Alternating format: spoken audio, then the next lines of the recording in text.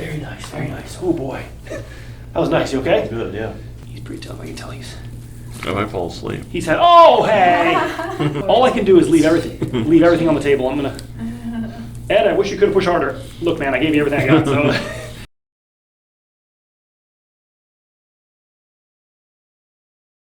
I'm working on a family restaurant, so standing a lot, bending a lot, doing a lot of things with my feet, and it just feels like there's a lot of pressure, lower back. And you currently have some numbness in your back on the left side? Correct. Yeah. Okay. Right now, some numbness I feel in my lower back, kind of in my hip as well. This area. How many years or months, or how long do you think you've been dealing with that? I would say maybe 2 years. Okay. All right. And they hadn't really described, I think we went over a little bit, but nobody else really told you what that is. When we're dealing with that level of what we call dermatomes, or nerve pressure going down your leg, we're dealing with a disc hitting a nerve. That's the only thing that really causes that. So part of your back is under extra stress. Part of your back must not be stressed out at all. And so what we're going to do today is do two things. One, try to move the stress off your lower back, and also put the curve back to your spine. I know you mentioned that a family member had been, or not family member, somebody you know that has been doing some chiropractic, some traction on you, and that, while traction can give some relief because it opens up the hole, my main worry with that is that it doesn't bring us back to the curve position necessarily. It further encourages it to be straight, and also it mainly, when you traction, the loosest part of your spine tractions the most. The parts that are stiff don't traction because they're stiff. So the disparity or the imbalance between what's loose and what's tight doesn't get better. Look straight forward. So we got to get the head back. Your head's about 2-3 inches forward from where your shoulders are. But if you look at me from the side, your ear should be over those shoulders. The more forward the head goes, the actual tighter the middle back becomes. I want you to feel on my back, when you're upright, it's supposed to be soft. Now feel for a second, watch. When I go forward, do you feel how it just gets tight? Yeah. So the tightness has to be there because the posture's not correct. Now watch, keep feeling. Goes back to being soft again. So our posture determines the stiffness. And like you're saying, Ed, I got a lot of time years ago, I was sitting a lot, driving in cars. Your body didn't reset back to where you belong. This has become home. So this posture won't make it to 90. In terms of without surgery or some sort of medications, we have to bring you back upright. And in order to bring you upright, I can't just ask you to be in neutral. We have to actually overcorrect farther back to so that you'll be in the middle. So we call that mirror image stretching. So we take you to if your body's at +3, we have to take you to -3 so that you'll be in the center. And in order to make even getting to -3 safe, we have to clean your spine, get it all moving, make sure all the parts are working evenly so we don't pinch anything. If you're just moving in your lower neck or lower back and I bring you back, you'll just bend there and get hurt. There's actually rubber bands called ligaments that wrap your spine. So there's interspinous ligaments, intertransverse ligaments, and the ones on the back are like fabric that gets stretched out. Do you see that? The ones on the front never get stretched because we're typically more forward. So these ligaments don't have the ability to pull us back upright. So my thought is, my idea of the chiropractic biophysics training is to stretch the other ligaments on the front so that your body will just want to be upright. Breath in for me, and then exhale for me. Let all the air out. Keep going. Here we go, bud. Keep going, keep going. There we go. Deep breath in. Here we go. 2 more. Exhale. Here we go, bud. There we go. 1 more. Deep breath in. Exhale. Exhale. Very nice, very nice. Oh boy. That was nice. You okay? Good, yeah. Yeah, we're going to go deeper in that even. That was round 1, but we got to get the joints in your back overlapping so we can start the process at the end of our visit of stretching that front part, even stretching the front part of your neck, significant. You're way too young to be, that rounded forward, and I'm the first person to really point that out. Yeah. I'm so sorry. Yeah. Breathe in deep. I got you. Exhale. There you go. There we go. There we go. Good. That's that for me. Good. Deep breath in. Exhale. Not gonna fall, I promise. Here we go. Exhale. All the way. Wow, stuck. All right, face up for me. It's okay. Just gotta go through this a little bit and untangle. There you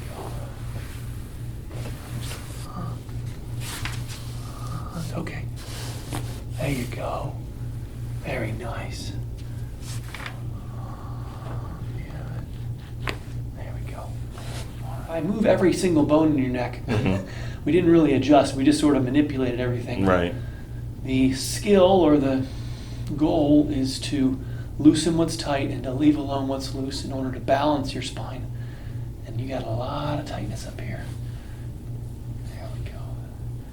And even, well, Ed, I told you it's in my lower back, it's in my hip. Why are you spending so much time on my neck? Because with the head being in your position that you're in, that's going to create so much middle back tightness, which then causes lower back abuse. So really, ultimately, you have a neck problem. The scenario that I see coming is that as I bring your head back, your lower back starts to get better, but then your neck starts to hurt because of what you've been avoiding. And so the goal with this is to not do it so quickly that we overwhelm you and we give your body time to acclimate. We don't just take you to the Mount Everest peak. We give you time to acclimate to altitude. Head back. There you go.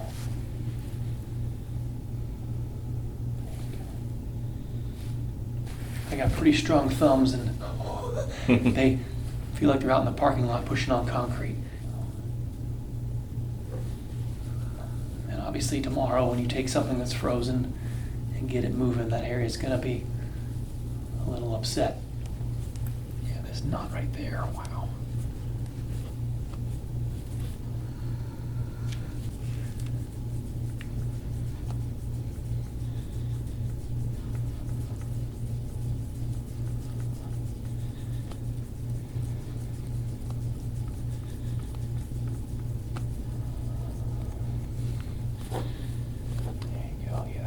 Right there. Your neck doesn't like to tilt to the left. You gotta get your head tilting back and left. There it is. There we go. Way back here. This is where your neck. So the stretching is like a retainer. It retains the alignment that you're supposed to be in. We have to first make your spine supple enough so that we can put you in that alignment, and then we retain it through the stretching. That's called the Deneral and the chiropractic biophysics. They showed that it's stretching that makes your posture incorrect. It takes years of doing that, and then it's stretching to undo it. It's the same way that you arrive as how you left. You know, it's the same way coming and going. Real quick. It's coming out of there. So the gua sha is a way to speed up this process of getting acidity, inflammation out of these areas of old injury. And so, I mean, real quickly, Carlin, the mark came out, and the mark is never normal. It only really happens when there's a constriction, the injury inside that's been frozen. And when we massage it and work it, all the things that are trapped in there get released. It kind of grainy. It's even becoming more clear. How grainy that feels. That's a tear, an injury. In my culture, they do it with a coin. Yeah, good. Yeah. The same thing then. It's basically. Yeah. But I've seen my mom have it done when she's really sick with like a flu or something like that. They'll use either like a tiger balm or some sort of. They do it for anything, right? Yeah. Very common technique. Get your head. A little tap right here. Okay. Oh, there we go. All right. There it is. Nice. Yeah. Just taking it to that extra level. This is a significant tilt here. The left side's all elevated. The right side is low. You see that? Hard to see that, Carlin, but this hole right here is the peak of it. Yeah, that's right what it here. is.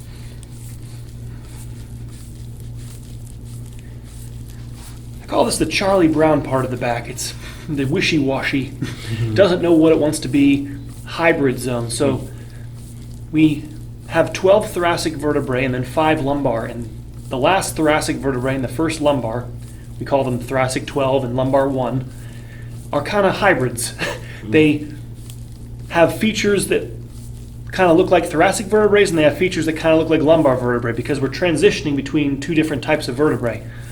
And because of that, in my opinion, there's an inherent weakness in this area that locks it down first. It's the weakest part, so when we have an injury to our spine, it's the first area to stop moving. And then when this area stops moving, somebody else has to pick up that slack. And a lot of muscles attach in here. Additionally, we have your traps, your lats, your quadratus lumborum, your diaphragm.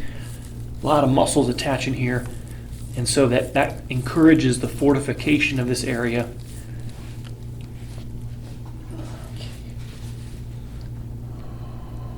There we go. I know, wow. There we go, bud.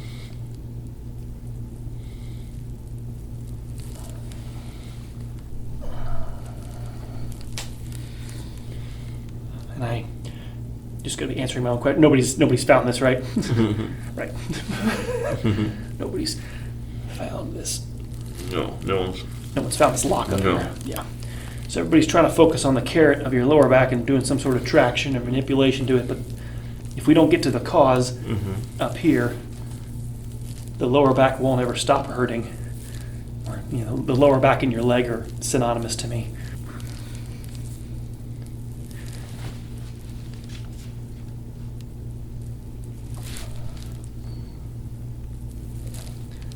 Try to untangle this.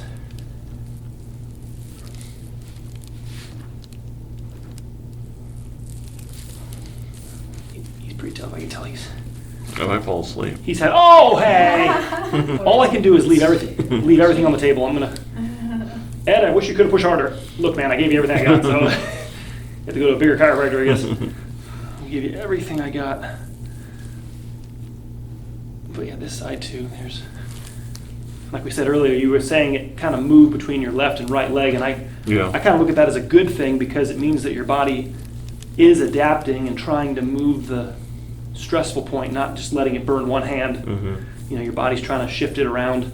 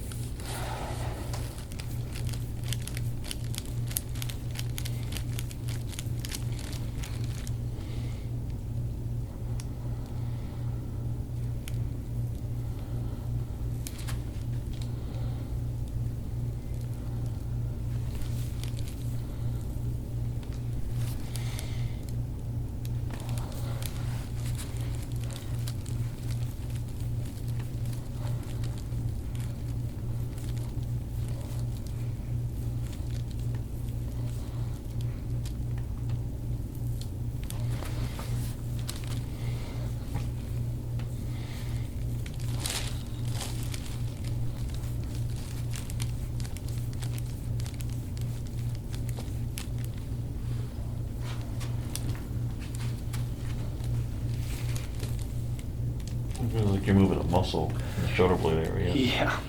So it's tight? It's in the wrong position. These muscles are working way harder. I'm trying to get the joint to compress so we actually can bring your shoulders back. Is that what it feels like, the cartilage in that area? Or? So this is mainly the attachments are tighter, and then the joints are swollen. So the knuckles here, because of the alignment, are, when you bend forward, the knuckles expand open. When you bend back, they compress.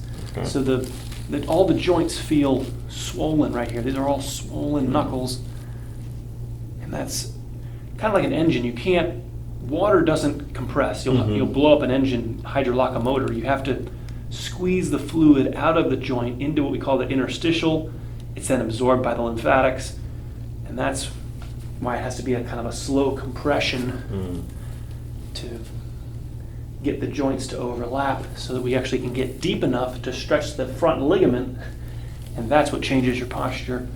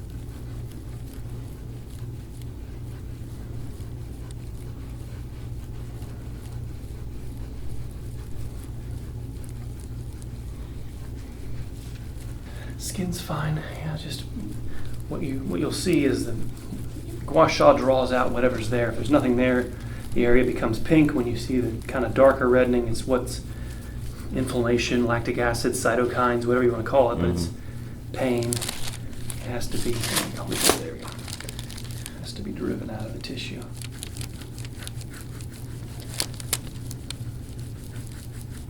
These are just the roots of your neck that are under a lot more stress than they're supposed to be based on where that head to shoulder alignment is. So there's really nothing, I'm going to say pathological. This area is just being asked to do quadruple, and so it's kind of rightfully so, not very happy about it. By getting your head back, the muscular stress in here will go way down.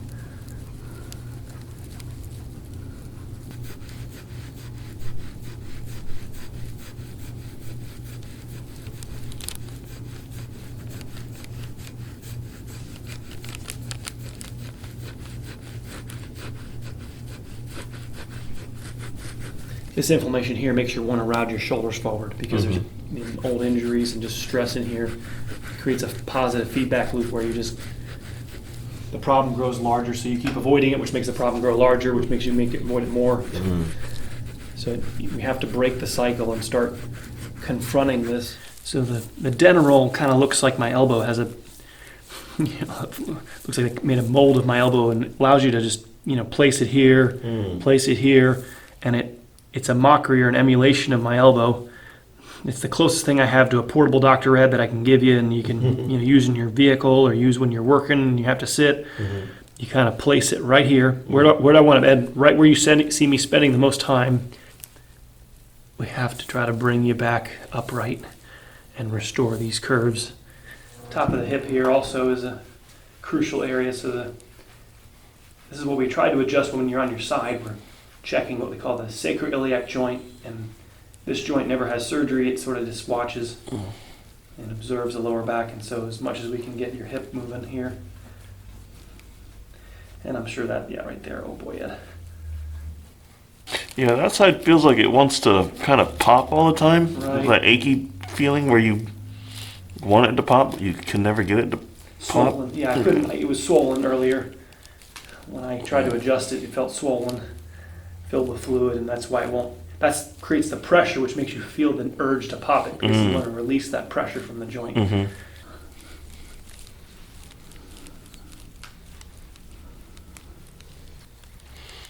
More of like the tickling sensation. That's what kind of makes me want to squirm a little bit.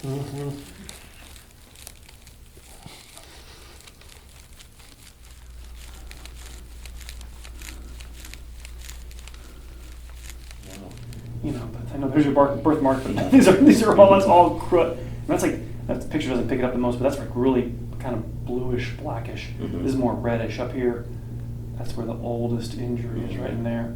And the nerves, like I said, travel through that. So what you're seeing here is congestion. This is all this congestion that's been, and it'll just build up again if we don't teach you how to brush your teeth. Right. And then the tension that's in your back because of your posture creates the environment where it just keeps growing. Yeah. So we live a very depressing relationship potentially with chiropractic where we'll feel good for a couple days, but if we don't get your body upright, that's the whole reason. And then like you were saying with inversion, it's the wrong alignment. Yeah. It's not getting you back to curved and lordosis. We've got to get you back Mm-hmm. There we go.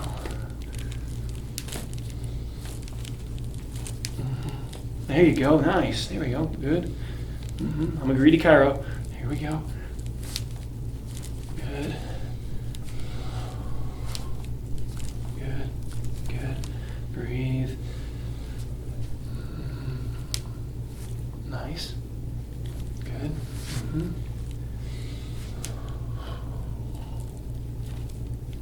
Good.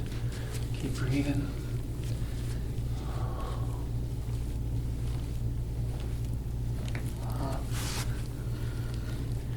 Here we go, breathe.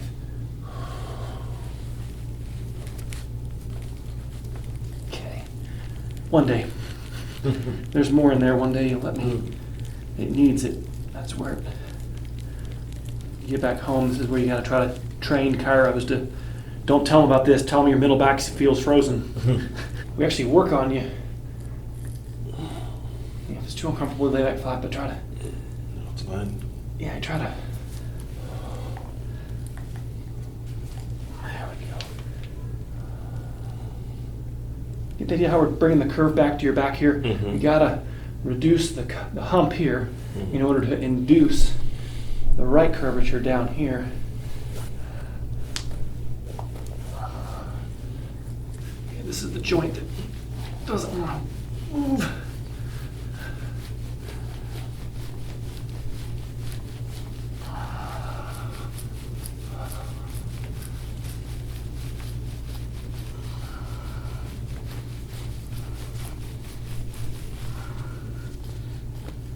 Right there. Yeah, I feel that.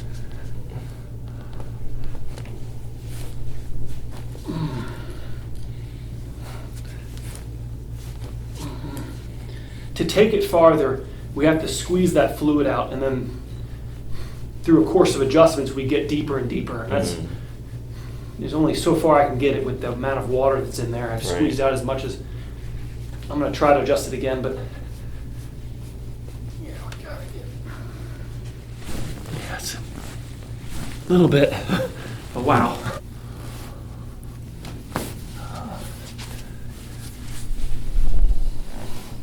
Nice. Okay.